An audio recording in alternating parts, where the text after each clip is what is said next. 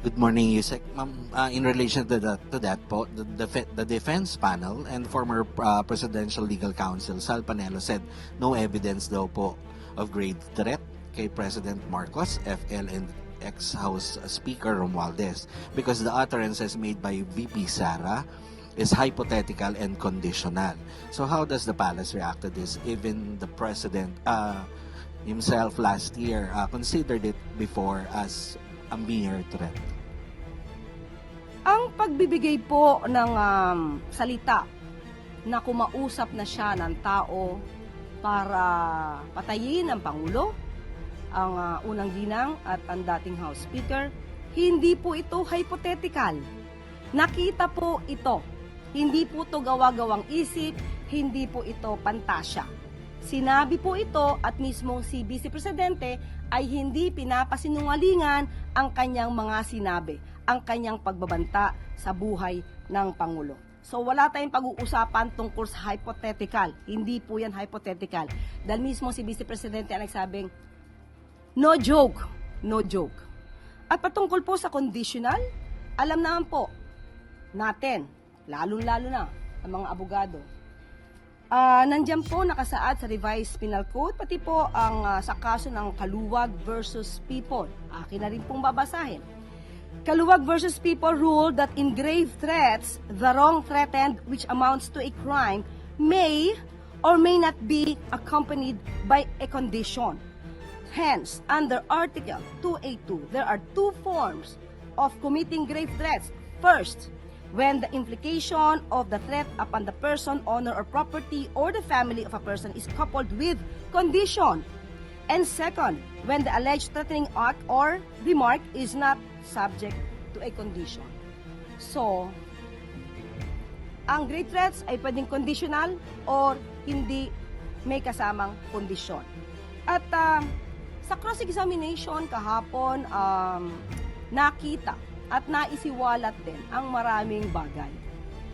Unang-una, ipinakita po rito ang video ni Atty. Zoleika Lopez at gina-justify ng mga abogado ni VP Sara na ang reaksyon ni Vice Presidente ay patungkol sa di umanong oppression ng House of Representatives kay Atty. Zoleika Lopez na kanyang Chief of Staff. You cannot and you will not justify something if you did not commit any act. Doon pa lang, dahil gina-justify nila yung action nila at na-commit lamang daw ito dahil sa di umanong pangyayari kay Atty. Zoleika Lopez, doon pa lang po ay may pag-amin na po sa ginawang pagbabanta sa buhay ng Pangulo. At salamat, ma'am. And sa iba namang pong topic, follow up lang po dun sa request ni SILG Remulla na kasi po si Brigadier General Hansel Marantan daw po bukas na ang retirement. May decision na po ba ang Pangulo dito? At is PBBM aware of his involvement in the controversial Atimonan shootout case and was previously dismissed from the PNP but reinstated upon appeal? Wala pong extension para po kay General Marantan. At maaari po siyang makatulong sa ibang pamamaraan. Thank you, sir. Ivan Mayrina, GMA 7. Good morning, Yusek. Kahapon din po ay nabanggit ng defense team ni VP Sara yung Operation Romanov. According to Defense Counsel Mark Vinluan, and I quote, "When VP Sara uttered those words, she was not responding as Sara Duterte, the Vice President, but as Sara Duterte, the wife, mother, daughter, and sister, who only sought to protect herself and her family. Operation Romanov is in place and the threat against their lives is real." Two-part question, ma'am. What does the palace know about Operation Romanov and what was done about it, if any? And the second question is, how do you react to it being used as justification for the Vice President's utterances? Unang-una, sino po ba ang nagbanggit ng Oplan Romanov? Hindi po ba nasa partido ng Vice Presidente? Hindi po ba siya ang dapat na magbigay ng mga ebidensya patungkol dito at hindi ang palasyo? Siya po ang magbigay ng mga detalye para po magkaroon ng tamang pag-iimbestiga. Binigyan siya ng pagkakataon, sinulatan siya ng NBI para malaman ang mga sinasabing death threats sa kanya at sa kanyang pamilya. Pero hindi siya tumugon. Hindi po kasalanan ni Numan kung hindi magkakaroon ng anumang tinatawag nating existence, yung sinasabing Oplan Romanov, dahil mismo ang Vice Presidente na nagsabi nito ay hindi ito napapatunayan. So, anong gagawin po ng ehekutibo kung wala namang maiimbestigahan dahil walang anumang detalyeng ibinibigay ang nag-aakusa patungkol sa Oplan Romanov? At ang paggamit muli nito ng justification, gina-justify niya ang sinasabing Oplan Romanov kaya siya nagbanta sa Pangulo. Hindi natin maiiwawaksi ang pagiging vice presidente niya at sa pagiging nanay niya. Ang pagbabanta ay pagbabanta. Sino ka man, nagbanta ka sa buhay ng Pangulo, kahit ikaw ay isang nanay, ikaw ay isang vice presidente, walang pagkakaiba yon. Nagbanta ka pa rin sa buhay ng Pangulo. Sunod na tanong mula kay Ivy Reyes, Bilyonaryo. Hi, Yusek. The Office of the Cabinet Secretary was scrapped by virtue of PBBM first executive order in 2022. Will he announce a new order now that the CabSec position is back? What do you mean? Executive order? Yes po. Okay, iba po kasi ang posisyon na ibinigay ng Pangulo kay CabSec Benhar Abalos. At ito po ang aking masasabi. CabSec Benhar's appointment is the President's way of redefining the CabSec position, pursuant to his authority to reorganize the executive branch, particularly the Office of the President. And second, plenary power to appoint. The President has the plenary power to appoint. Okay, and instead of a CabSec focus on managing the President's cabinet meetings, ang utos ni Presidente kay CabSec Benhar ay siguruduhing nararamdaman at napapakinabangan ng bawat Pilipino ang mga serbisyo ng gobyerno. And as CabSec, President Marcos Jr. also directed him to go around the country to represent him and call on the cabinet members to help address the concerns of the public.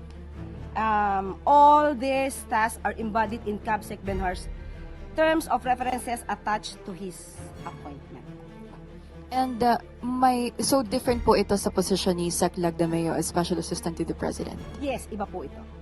And Bam, last question, sorry. Was Sec Abalos considered for any other positions? Wala po. Ito po ang ibinigay sa kanya dahil makikita niyo naman po na ang tiwala ng Pangulo kay CabSec Benhar Abalos ay buong-buo. At kaya itong function na ito ang ibinigay sa kanya para mas mapalawak pa ng Pangulo ang pagsisilbi at makakaikot si CabSec Benhar Abalos sa bawat rehiyon para mas maramdaman nga ng bawat kababayan natin ang tulong ng gobyerno. Follow-up sa mula kay Christian Yusores, DZMM. Hi, Yusek. Just a point lang po dun sa nabanggit ninyo kay CabSec Abalos. Tama po ba you mentioned that the President saw the need to reorganize the Office of the President? Ano po ba ang observation ng Pangulo po sa trabaho ng kanyang mga cabinet? Why does he need to appoint the Cabinet Secretary to focus on managing the Cabinet Secretaries? Mas bibigyan po kasi ng focus, lalo na ngayon, ang pagbibigay ng tulong para mas maabot natin ang mga kababayan natin. Ang mga cabinet secretaries po natin ay may kanya-kanyang trabaho. Ang Pangulo po ay halos araw-araw ay umiikot sa lahat ng sulok ng Pilipinas. So sa tulong po ni Secretary Benhar Abalos, mas marami pang mapupuntahan na maaaring hindi napuntahan ng Pangulo, pero dahil nandiyan na po si Secretary Benhar Abalos, mas mararating niya pa ang ibang lugar. At i-represent niya po ang Pangulo. Follow-up question mula kay Maricel Lalili, TV5. Yung clarification lang po. So, yung position po ngayon ni Secretary Abalos is a new cabinet position. Yes, in a way, yes. Hindi po siya, ang function niya ay hindi pang CabSec. Ang function niya is to help the President.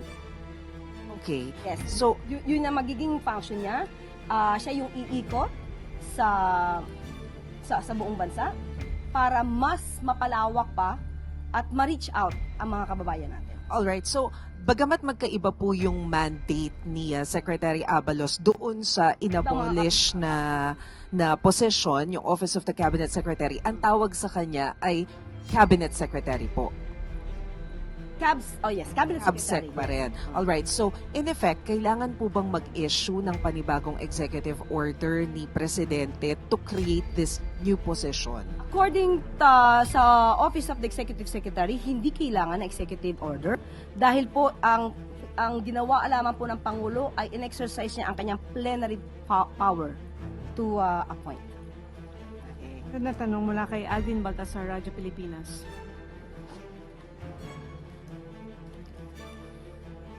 Sir, good morning po.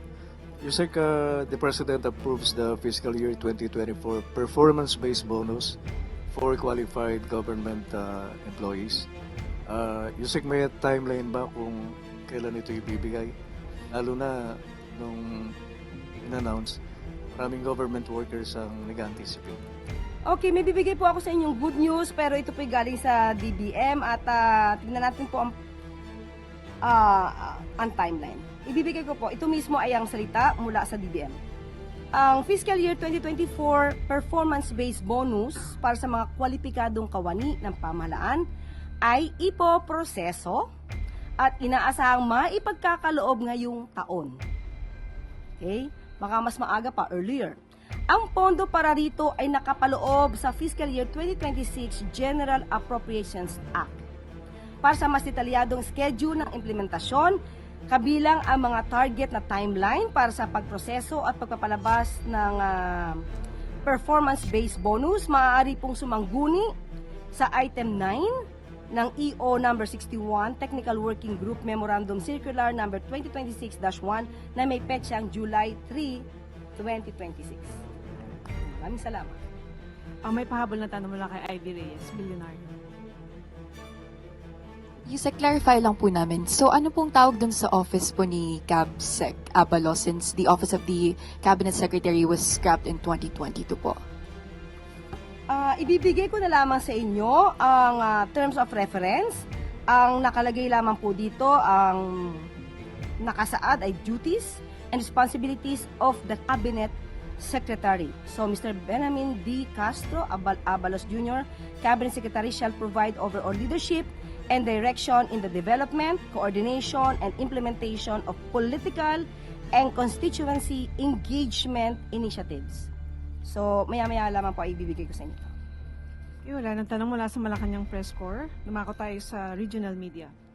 Mga katanungan po mula sa Philippine Information Agency. From Central Visayas, galing kay RV Veloso ng Sunstar Daily. You've mentioned from previous press conferences that President Marcos Jr. is entirely hands-off with the ongoing impeachment trial and focusing on good governance. If President Marcos is completely hands-off, how can the palace stay neutral when the trial is literally about threats made against the president's own life?